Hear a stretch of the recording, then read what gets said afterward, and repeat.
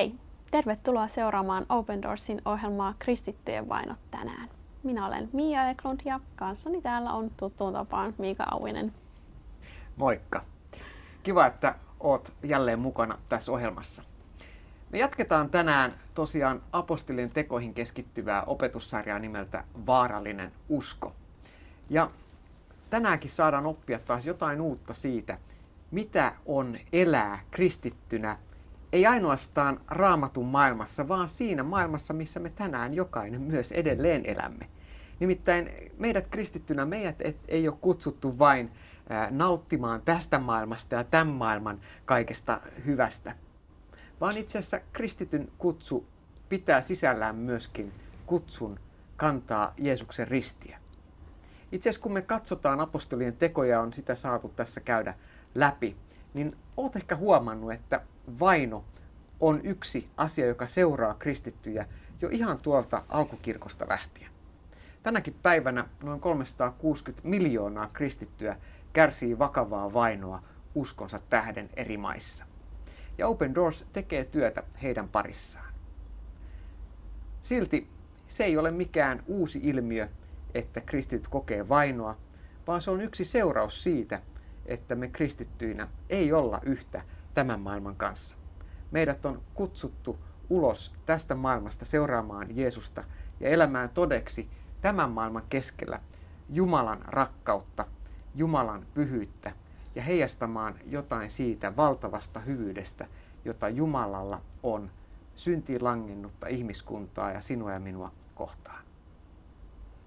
Katsotaan seuraavaksi, mitä Nick Page opettaa meille tämän päivän jaksossa.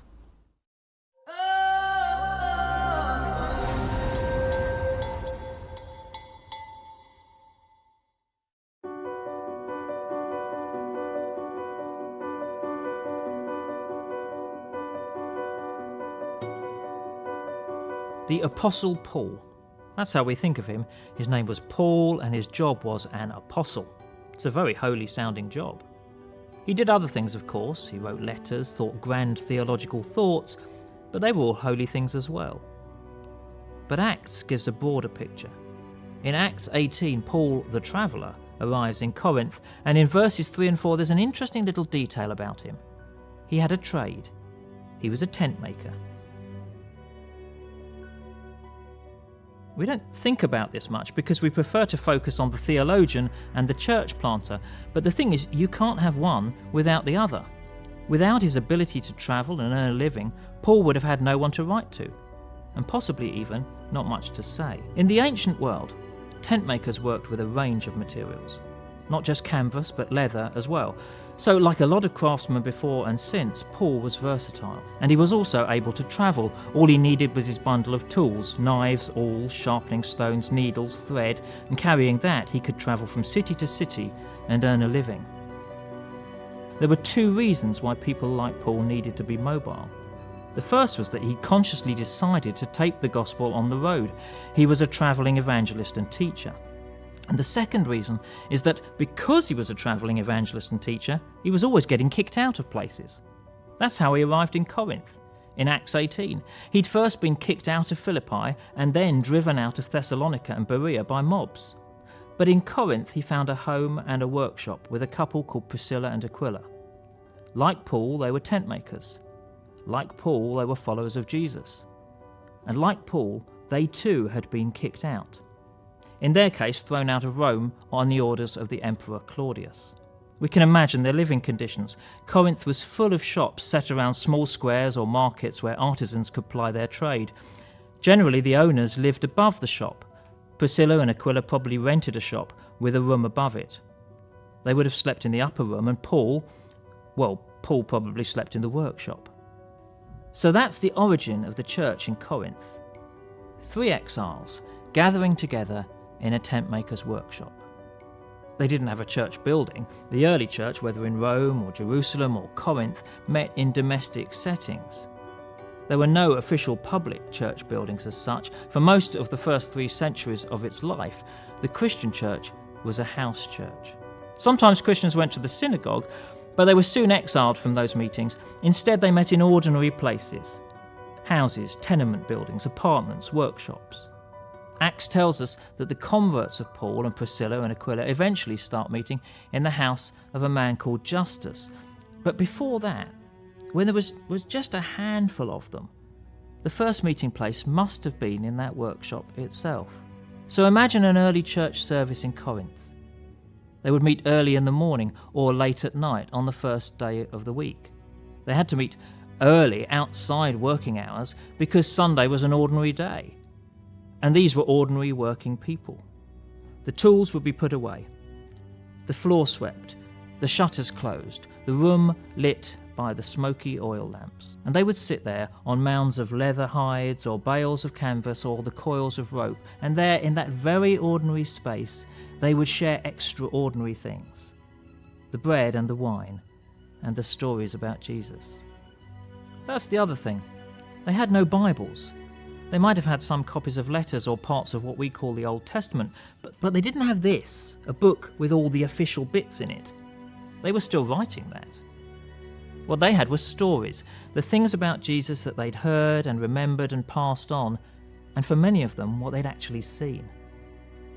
It's a picture of church that many Christians around the world would recognise today. Today, the most common place for secret believers to worship is in a flat or a house. So let's picture one of those meetings, today's secret church. It happens in an ordinary house. Individuals arrive one by one at intervals so as not to draw too much attention. They gather in darkened rooms, the windows covered. People sit on the floor, no sermon, no loud music. And like Paul's church, no one has a Bible with them. They might have Bibles at home, kept secret and hidden, but no one carries a Bible with them in public. Instead, they have the Bible in here, in the head and in the heart. There are churches like that all over the world, in Somalia, in Iran, in Vietnam, in China, anywhere where Christians cannot meet openly and in public. Sometimes the problem is not secrecy, but exile. Many Christians find themselves like Priscilla and Aquila, exiled from their home. In Erbil, in Iraq, one group of displaced Christians has their church in a tent, in the middle of a small square. Paul would really have felt at home. Their former church building is some 45 miles away in a place now occupied by Islamic State militants, but they've learned to improvise. And this is what their church leader says. We have our prayers and services in exactly the same way as we did in our village. So in this way, we remember our church and our village. He says, of course, I desire to go back to my church, the place I grew up in, but if I'm called to serve in the desert, I can still serve there. From sand, I can make a church.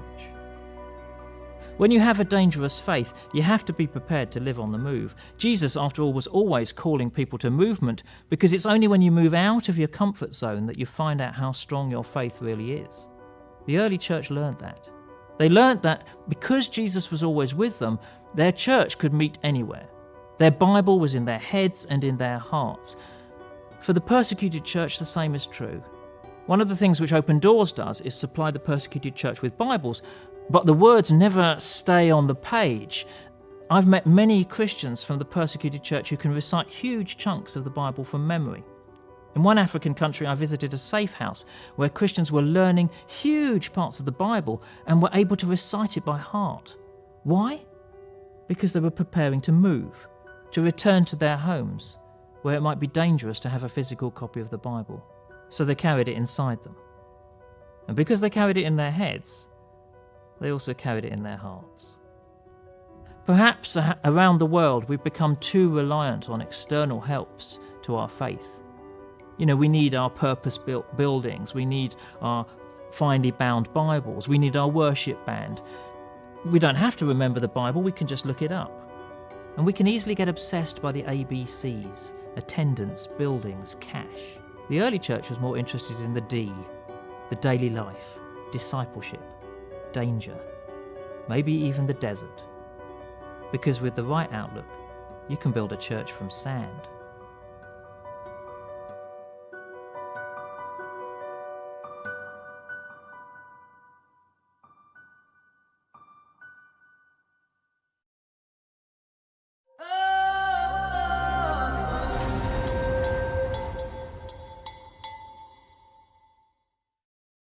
Wow. Nyt kolahti taas aika rajusti tämä jakso. Niin, eikö se ole aika mielenkiintoista, miten ensimmäisten kristittyjen olosuhteet vastaa niin paljon nykyajan vainottujen kristittyjen olosuhteita? No just niin. Tätä mä nimenomaan tuossa ajattelin. Että vainotut kristityt joutuvat tänä päivänä elämään hyvin lähellä niitä olosuhteita, joissa ensimmäiset kristityt eli ja joissa kristinusko syntyi.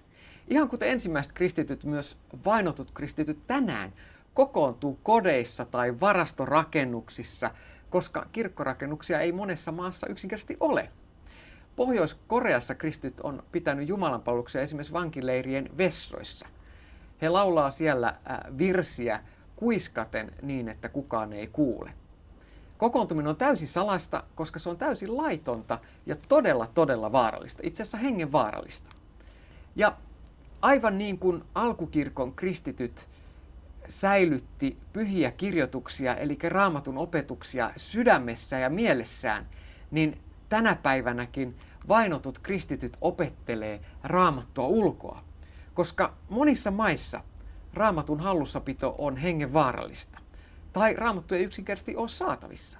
Nämä ihmiset siis elää Jumalan sanaa todeksi omalla elämällään ja muistelemalla Raamattua ulkoa.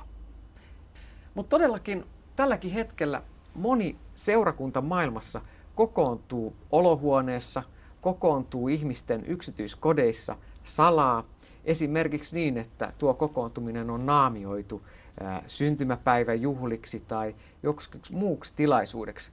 Koska jos kävisi ilmi, että kristityt on koolla, niin se tietäisi koko joukolle pidätystä tai vielä pahempaa, ehkä kuolemaa.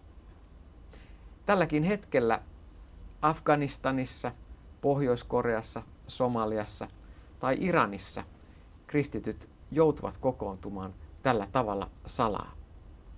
Ja kaiken sen keskellä Jumala edelleen toimii ja vaikuttaa. Jumala tekee työtänsä ja usko Jeesukseen saa kasvaa ja vahvistua. Me Open Doorsin työyhteydessä tuetaan juuri näitä kristittyjä. Me palvellaan näitä kristittyjä jo 70 kohdemaassa, joissa kristittynä eläminen voi olla hengenvaarallista. Open Doors vuosittain julkaisee World Watch-kartan, tutkimuksen, jonka pohjalta voidaan tästäkin kartasta nähdä, kuinka monessa maassa kristityt kokee vainoa. Tämä kartta muistuttaa meitä siitä, kuinka monessa maassa itse asiassa Jeesuksen seuraaminen on äärimmäisen vaarallista.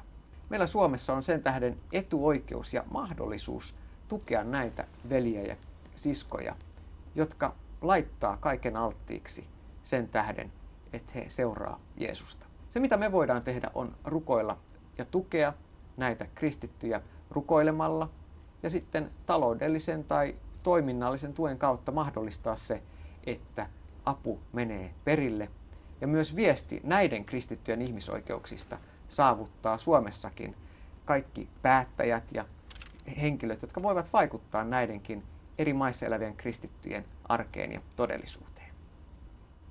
Kiitos, että säkin otat hetken ja käyt klikkaamassa osoitteeseen opendoors.fi ja sieltä pystyt tilaamaan ilmaisen Open Doors-lehden ja rukouskalenterin. Nähdään taas viikon päästä. Moikka! Moi moi!